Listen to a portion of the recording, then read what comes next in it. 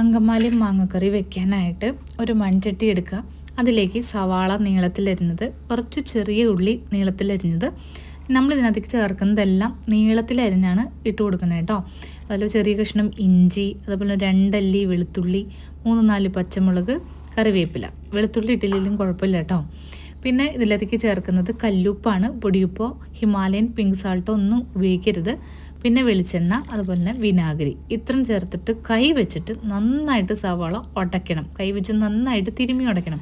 അപ്പോൾ ഈ കല്ലുപ്പ് ചേർക്കണം എന്താണെന്ന് വെച്ചാൽ അതിൻ്റെ ആ ഒരു റഫ്നെസ് കൊണ്ട് സവാള പെട്ടെന്ന് ഉടഞ്ഞു കിട്ടും.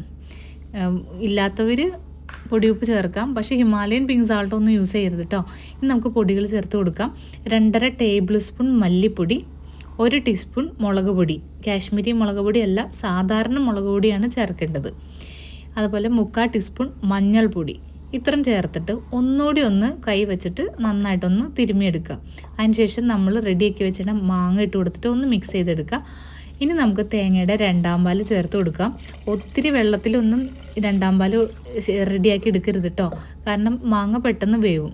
വെന്ത് കഴിയുമ്പോൾ പിന്നെ ഇത് ഈ തേങ്ങാപ്പാൽ വറ്റണ വരെ നമ്മൾ വെയിറ്റ് ചെയ്യേണ്ടി വരും. അപ്പോൾ നമുക്ക് എന്തുമാത്രം ചാറ് ആവശ്യമുണ്ടോ അതിനനുസരിച്ച് വെള്ളമാണ് നമ്മൾ ചേർത്ത് കൊടുക്കുക. വെള്ളം മീൻസ് തേങ്ങാപ്പാലാണ് ചേർത്ത് കൊടുക്കേണ്ടത്.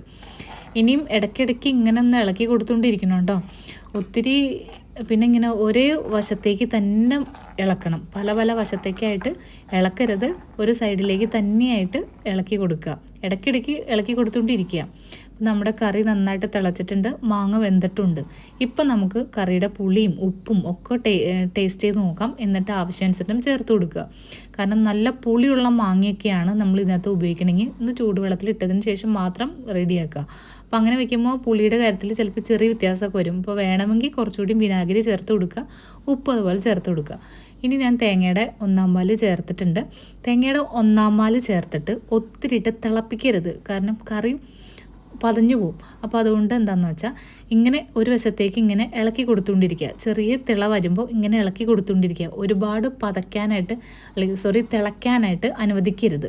പക്ഷേ നമ്മുടെ ഒഴിച്ചെണ്ണ തേങ്ങാപ്പാൽ വേവേ വേണം, അല്ലെങ്കിൽ കറി പെട്ടെന്ന് ചീത്തയായി പോവും. അപ്പോൾ അതുകൊണ്ട് ഇളക്കി കൊടുത്ത് നമ്മുടെ തേങ്ങാപ്പാൽ തന്നെ വേവിച്ചെടുക്കുക. പക്ഷേ അത് തിളപ്പിക്കരുത് ഇട്ട്.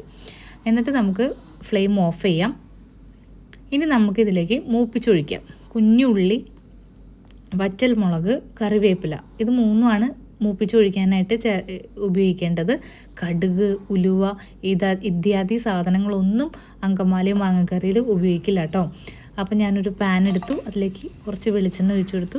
ചെറിയ ഉള്ളി, വറ്റൽമുളക്, കറിവേപ്പില ഇത് നന്നായിട്ട് മൂപ്പിച്ചതിന് ശേഷം നമ്മൾ ഫ്ലെയിം ഓഫ് ചെയ്തതിന് ശേഷം മാത്രം മുളക് പൊടി ചേർത്ത് കൊടുക്കുക. ഞാൻ ഇപ്പോൾ യൂസ് ചെയ്തിരിക്കുന്നത് കാശ്മീരി മുളക് പൊടിയാണ്. നമുക്ക് മൂപ്പിക്കുമ്പോൾ കാശ്മീരി മുളക് പൊടി ഉപയോഗിക്കാം, പക്ഷേ ഒത്തിരി ഒന്നും ഉപയോഗിക്കണ്ട കേട്ടോ. 1/2 ടീസ്പൂണാണ് ഞാനിവിടെ എടുത്തിട്ടാണ് മുളക് പൊടി ഇട്ടു. അത് ഫ്ലെയിം ഓഫ് ചെയ്തതിന് ശേഷം മാത്രം മുളക് പൊടി ഇടുക, അല്ലെങ്കിൽ മുളക് പൊടിയൊക്കെ കരിഞ്ഞു പോകും.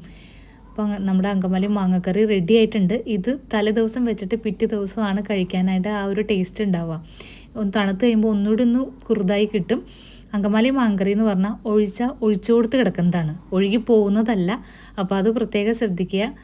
അപ്പോൾ നിങ്ങൾക്ക് ഈ വീഡിയോ ഇഷ്ടമാവുകയാണെങ്കിൽ ഒന്ന് ലൈക്ക് അടിച്ച് സപ്പോർട്ട് ചെയ്യണേ.